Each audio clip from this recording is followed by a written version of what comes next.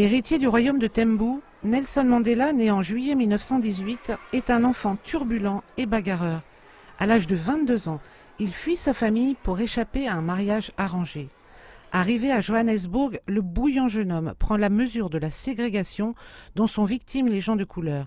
Il étudie alors le droit et se fait expulser de Fort Hare, la seule université ouverte aux Noirs de toute l'Afrique australe. Car déjà, il lutte contre le racisme ordinaire, prône l'action non violente et la désobéissance civile contre la violence de l'apartheid, ce régime institutionnalisé en 1948 qui repose sur des lois raciales. Avec d'autres jeunes loups, il entre à l'ANC où il crée une ligue de la jeunesse.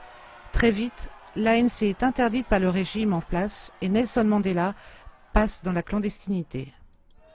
Arrêté en 1962, son procès s'ouvre le 9 octobre 1963. Accusé de haute trahison et de 193 actes de sabotage, il y prononce une plaidoirie en forme de profession de foi. J'ai lutté contre la domination blanche et j'ai lutté contre la domination noire. Mon idéal le plus cher a été celui d'une société libre et démocratique dans laquelle tous vivraient en harmonie avec des chances égales. Le verdict est brutal. Prison à vie. C'est la fin des quelques années de bonheur avec sa deuxième épouse, Winnie, qui deviendra pendant de longues années son porte-drapeau et son messager, et le début d'un long emprisonnement. Nelson Mandela franchit les portes du bagne de Robben Island, au large du Cap, la plus dure et la plus terrible des prisons du pays. Il y cassera des cailloux durant 20 ans. À l'extérieur, Nelson Mandela n'est pas oublié. Tous les ans, ses anniversaires sont fêtés. Des Noirs, mais aussi des Blancs, réclament sa libération. Il devient un héros. Les conditions de vie sont toujours aussi dures dans les townships et l'apartheid reste implacable.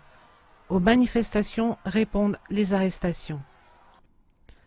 Mais en 1982, le président Peter Botha fait un geste en transférant Nelson Mandela à la centrale de haute sécurité de Pollsmoor, où ses conditions de détention sont nettement meilleures.